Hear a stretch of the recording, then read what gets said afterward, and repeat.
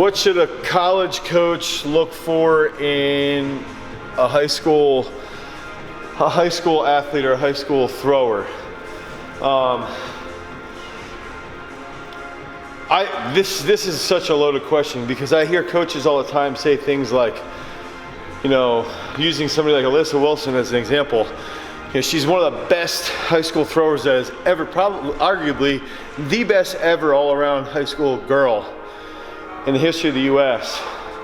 And people didn't want to recruit her because she was so good in high school, and they always had this tentative thing like, well, she's got an older training age.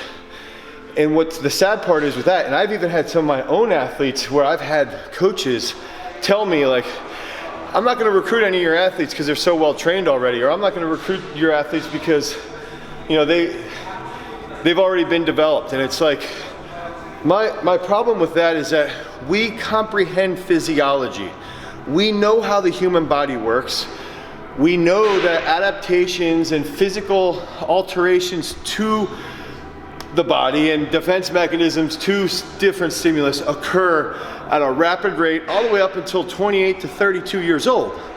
So with the comprehension that physiology is well understood by these coaches, and then they still insist on saying that, you know, they wouldn't recruit someone like Alyssa Wilson, is just mind-boggling. So what I tend to see is like, they almost think in that regard that their facilities or their program or their school name is going to sell themselves, and they can get a 6'5" dude comes in with good athletic ability and they can develop them, which is fine. And that's what one aspect of what you want to look for is size, athletic ability, willingness to learn. But going back to the Alyssa Wilson situation, and not saying Alyssa specifically with this, but someone of her capability, to me, that's who you want to look for. You want to look for someone who is that ingrained in the sport, who understands technique to a pretty good perspective, who understands technical models, who understands long-term results and long-term training and long-term sacrifice to become a champion.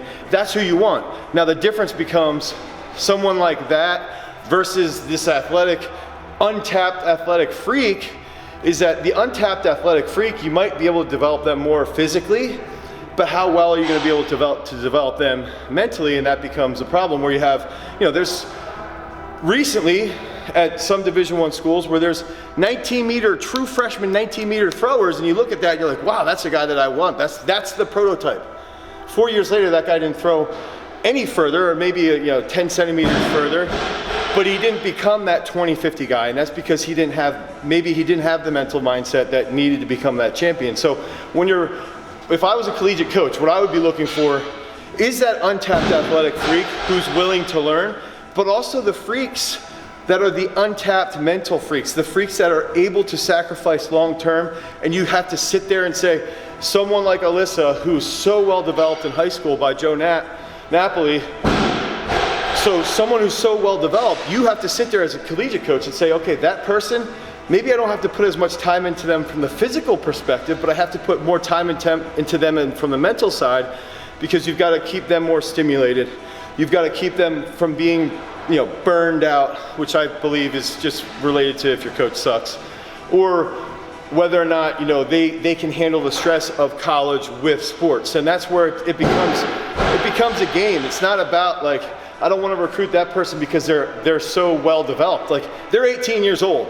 You take that person from 18 to 26, we know how physiology works, we know biology, so stop making that excuse. So the coaches need to sit there and say, I want someone who is well developed in high school because I can continue that development, because I can train them from a physical perspective, a mental perspective, a spiritual perspective. We've got the facilities around us, but we also want to look for those untapped freaks, the freaks that are big monsters who have very raw technique, but they're still interested in the sport. And ultimately, that's what it comes down to. Are they physically gifted? Are they physically talented? Are they mentally gifted? Are they mentally talented? And are they willing to learn and be a student of the sport? And then are they interested in learning at all levels? Because if they're interested in learning at all levels, they can then balance the athletic pursuit with the academic pursuit. What's the benefit of recruiting someone who, if you're a collegiate coach specifically, recruiting someone who has been trained so steadfast for their career that for throwing up until they go to the collegiate ranks? Or do you recruit that athlete who's an athlete, just an athlete? Maybe they've never even thrown. Maybe they're Brock Lesnar in high school, and they're just a complete stud. And I think that's sort of, I mean, that's evident a lot there's collegiate coaches that recruit a lot of foreigners in the U.S. today, and they do an incredible job of developing them. They've taken these men and women who are already All-American status type throwers, and they've developed them into world-class throwers. They've developed them into NCAA champions. They've developed them into world medalists, Olympic medalists. And that's because they measure physical side, the mental side, and they understand that these athletes have already been developed. They have that special strength. They have the ability to apply what they've learned from the time they're 10 years old, you know, until they're 20, and they turn that into incredible results in the collegiate level. And that's why I do think that using Europeans as an example, it is beneficial to recruit the Alyssa Wilson scenario. And, you know, shout out to Alyssa for All-American last year and just killing shit this year, making junior worlds and doing an incredible job. Now we go to the Brock Lesnar scenario where it's like, do we recruit these guys? And you know, I've been around coaches who described these guys. He's squatting 600 pounds. He was an animal on the football field. I saw him decleat people, but he doesn't want to play football. Well, did he ever throw? Well, no, he never really threw. He never even picked up a shot. Well, I think that's clearly a risk. But Blake Eaton threw at Penn State after I was at Penn State, and he was, I think he threw like 1980. He was there with Joe Kovacs, multiple-time All-American. And he was a good example of this big behemoth who could have played Division I football, but he had already thrown shot in high school. He had already developed as a shot putter as well. I think he's a little bit different from the Lesnar scenario. The Lesnar scenario is, do we take that risk?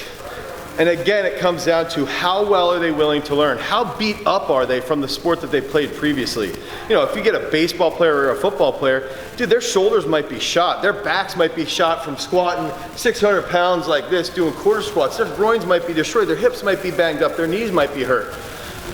But if you get somebody who's willing to learn and understands mobility and understands, and you have a coach that's able to sit there and say, okay, how can we take that athletic freak and apply their strength specifically to throwing and bridge the gap between the weight room and the throwing circle and do it appropriately without beating them down, without having this constant negative criticism, but instead, you know, building them up positively and showing them the way to become a champion, because that's ultimately what the coach is. And so I think those risks are feasible, but you've got to have tests laid out, you have to have guidelines laid out, and you have to understand that there's a much crazier curve taking the Lesnar risk, because you're also going to have to deal with the fact that the temperaments are different. You know, I'll use myself as an example.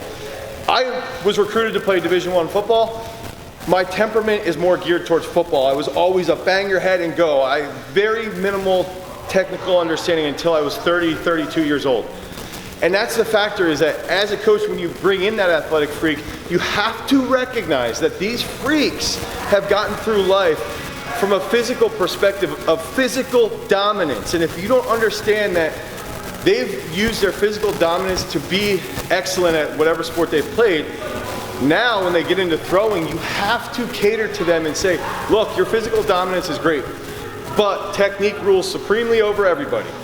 And if we can get you to buy into the technique, then the physical side will take over. And I think that that's the ultimate challenge, and that's where coaches tend to fail, is that they see these physical freaks like Brock Lesnar, and they're like, oh, we can just keep pushing weights around. Look at what he's doing in the weight room. Look at what he's doing. And it's fun, it's enjoyable. He's crazy. He's accomplishing crazy stuff on the platform. But then he gets out in the circle and he's throwing 55 feet. Because you haven't bridged the gap between the weight room and the circle, and that's what that comes down to. So you can take risks on both sides, but you always have to go back to understanding that there's a risk on both sides, and you have to cater to where the weak points are, build up those weak points, and unite them. The weight room, circle, the technique, you know, specific strength or special strength, however you want to term it, and that's what ultimately leads to creating a champion in the throwing arena. The throwing arena.